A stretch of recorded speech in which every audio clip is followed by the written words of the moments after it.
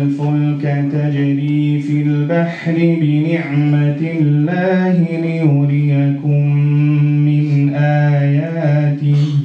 সৈয়দ আফসারউদ্দিন ভাই সত্যিকার অর্থে আমাদের জন্য একজন রোল মডেল ছিলেন। টেলিভিশন নিউজ প্রেজেন্টেশনে তিনি যে ব্যতিক্রম ছিলেন এটা আমাদের সকলেই স্বীকার করেন।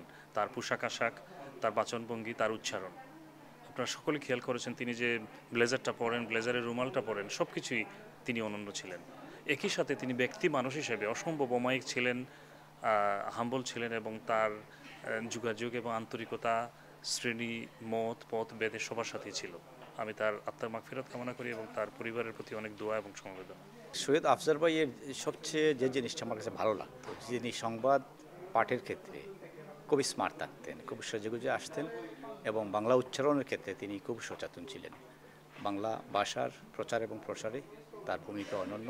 তিনি শুধু একজন সাংবাদিকই ছিলেন না, তিনি একজন শিক্ষকও ছিলেন। টাও হামলেটসের একটি স্কুলে তিনি দীর্ঘ 30 বছর শিক্ষকতা করেছেন, এবং এই টাও হামলেটসে বেড়ে ওঠা অনেক নবপ্রজন্মের বাঙালি ছেলেমেয়ে বাংলায় কথা বলতে পারে, এটি তার অবদান। আমি তার রুহের মাগফিরাত কামনা করি, এবং আমি মনে করি যে সাংবাদিক আফসারউদ্দিনের এই বর্ণাঢ্য সাংবাদিকতার জীবন আমাদের জন্য অনুপ্রেরণার উৎস হয়ে থাকবে, এবং নতুন প্রজন্মের যে নিউজ প্রেজেন্টাররা তাদের কাছেও তিনি অনুকরণীয় হয়ে থাকবেন। আল্লাহ রাব্বুল আলামিন তার যে কোনো বেহেশত নসিব করেন, এবং এই কঠিন সময়ে তার পরিবারকে যেন ধৈর্য ধরার তৌফিক দান করেন। আমিন। সৈয়দ আফসারউদ্দিন ভাই আমার অত্যন্ত পরিচিত একজন বন্ধু মানুষ, যাকে আমি চিনতাম 1997 থেকে, এবং তখন তিনি আমার একটা ইন্টারভিউ নিয়েছিলেন। তখন তিনি কিন্তু বিবিসি বাংলা বিভাগে কাজ করতেন। ওই সময় আমার ইন্টারভিউ নিয়েছিলেন, এবং আমি পরবর্তীতে ওনাকে জিজ্ঞেস করলাম যে আপনাকে তো আমি অনেক দিন ধরে চিনি, 1997 থেকে। তখন উনি বললেন যে না 97 থেকে না, আরও অনেক আগ থেকে। আমি বললাম কীভাবে? বললেন যে আপনার জব সেন্টার যখন ছিল তখন আপনি আমাকে একটা জব দিয়েছিলেন এই 1997-এর আগে।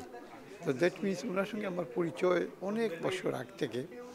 এবং উনি যখন উনার কলিগ, আমাদের সকলেরই কলিগ, আমাদের পরিচিত একজন সাংবাদিক মারা গেছিলেন, ইসাক কাজল। ইসাক কাজল ভাই যখন মারা যায়, ব্রুকলিন মসজিদে ওনার জানাজাও হয়েছিল।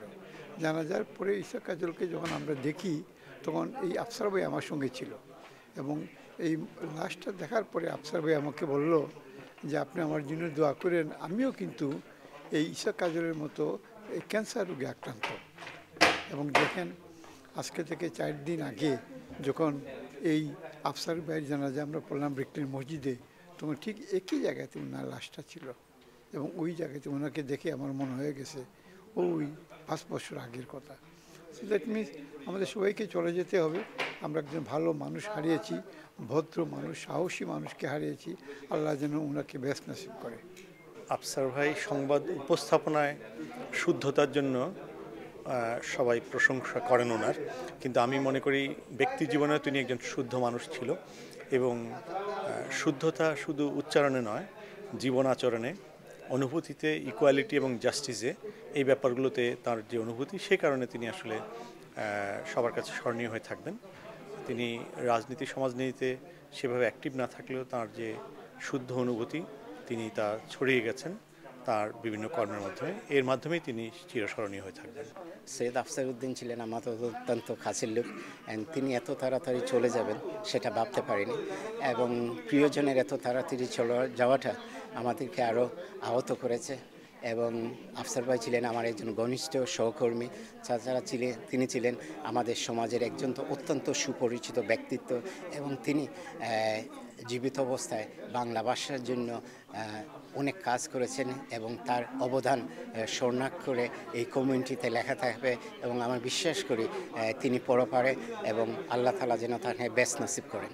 সৈয়দ আফসারউদ্দিন একজন উঁচুমানের সংবাদ পাঠক ছিলেন, এবং তিনি আমাদের প্রেস ক্লাবের একজন সদস্য, এবং দীর্ঘদিন যাবৎ তার সাথে আমার পরিচয়। তিনি যখন বিবিসিতে কাজ করতেন বুশ হাউসে, তখন আমি প্রথম তার সাথে দেখা করি, এবং সেখানে অনেক কথাবার্তা হয়। এরপর থেকে বিগত 30 বছর যাবৎ আমি ওনার বিভিন্ন কর্মকাণ্ডের সাথে জড়িত। উনি প্রকৃতপক্ষে একজন ভালো মানুষ ছিলেন। ওনার বিদেহী আত্মার মাগফিরাত কামনা করি এবং শোক সন্তপ্ত পরিবারের প্রতি সমবেদনা জানাই। আফসার ভাই খুবই একজন ভালো মানুষ ছিল, একজন স্পষ্টবাদী মানুষ ছিল। আল্লাহ ওনার ব্যস্ত নসিব করুক যেখানেই থাকুক। আমরা একজন সত্যিকার অর্থে একজন অভিভাবক, একজন বন্ধুকে হারালাম। আল্লাহ ওনার ব্যস্ত নসিব করুক, এটাই চাই। আমি প্রথমেই লন্ডন বাংলা প্রেস ক্লাবের আমাদের নতুন কমিটিকে ধন্যবাদ জানাচ্ছি এই কারণে যে আমাদের সিনিয়র মেম্বার এবং এই কমিউনিটিকে এবং এই তৃতীয় বাংলাকে তিনি বাংলা নিয়ে কাজ করেছেন, যিনি আমাদের সৈয়দ আফসার উদ্দিন ভাই অকাল মৃত্যুতে আমরা শোক জানাই এবং আজকের যে স্মরণ সভার তারা আয়োজন করেছে তার জন্য আমরা কৃতজ্ঞতা জানাই। পাশাপাশি আমার অনুরোধ থাকবে যে টাওয়ার হ্যামলেটস কাউন্সিলের তিনি কিন্তু এই টাওয়ার হ্যামলেটস জন্য কাজ করেছেন। অকল্যান্ড স্কুল আমাদের ওয়ার্ডের পাশে তিনি কাজ করেছেন এবং সেই ক্ষেত্রে তার অবদানের জন্যকে মূল্যায়ন করার ব্যাপারে যে কোনো সিদ্ধান্ত নিলে প্রেস ক্লাব যেন সেই প্রথম কাতারে থাকে, সেটাই আমি আমার অনুরোধ। আর পাশাপাশি আমি মনে করি যে তিনি একজন ভালো মানুষ ছিলেন এবং যে বিষয়টা আমাদের সবার ক্ষেত্রে তার যে ভালো গুণগুলোকে ধারণ করার মধ্য দিয়ে আমরা যেন আমাদের নিজেদেরকেও একজন আফসার উদ্দিন হিসাবে ভাবতে পারি, সেটাই কামনা করি। সৈয়দ আফসার উদ্দিন আমাদের লন্ডন বাংলা প্রেস ক্লাবের সম্মানিত সিনিয়র সদস্য ছিলেন। আফসার ভাই অত্যন্ত ভালো মনের একজন মানুষ, একজন উদার মনের মানুষ, একজন সত্যিকারের যাকে ভালো বলতে যা বোঝায় প্রত্যেকটি গুণ তার মধ্যে ছিল। সৈয়দ আফসার ভাইকে আমি আমার দ্য সানরাইজ স্টুডিওর পক্ষ থেকে লাস্ট অ্যাওয়ার্ডটি সাংবাদিকতায় ওনার অসামান্য অবদানের জন্য আমরা অ্যাওয়ার্ডটি দিয়েছিলাম। সেদিন আফসার ভাই যে হৃদয়গ্রাহী একটি বক্তব্য দিয়েছিলেন, এখনও আমার সেটি মনে পড়ে। সবচেয়ে ভালো লাগতো আফসার ভাইয়ের, তিনি স্পষ্টবাদী একজন মানুষ ছিলেন এবং তিনি একজন ভালো বাবা ছিলেন, ভালো একজন সহকর্মী ছিলেন এবং সবাইকে তিনি সম্মান করে কথা বলতেন।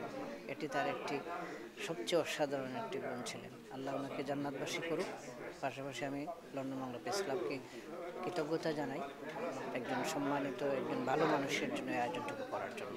আফসার ভাইয়ের সাথে প্রায় 6 বছর আমরা একসাথে কাজ করেছি। আমি যখন শুক্রবারের নিউজ রিপোর্ট করতাম তিনি এসে নিউজ পড়তেন এবং খুবই সুন্দর করে তিনি সহকর্মীদের নিউজে ক্রেডিট দিতেন। নিউজের শেষে তিনি বলতেন আসলে দেখছিলেন সহকর্মী ইব্রাহিম খলিলের রিপোর্ট, এরকম তিনি বলে দিতেন, যদিও সচরাচর অন্যান্য নিউজ কাস্টাররা এটা করেন না।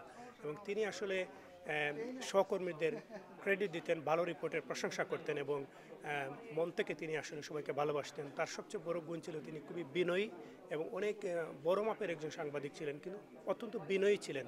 তার কাছ থেকে এটাই আমাদের অনেকগুলো আমরা শিখেছি। আশা করি আফসার ভাইকে মহান আল্লাহ রাব্বুল আলামিন জান্নাতের সর্বোচ্চ মর্যাদা দান করুন, আমিন।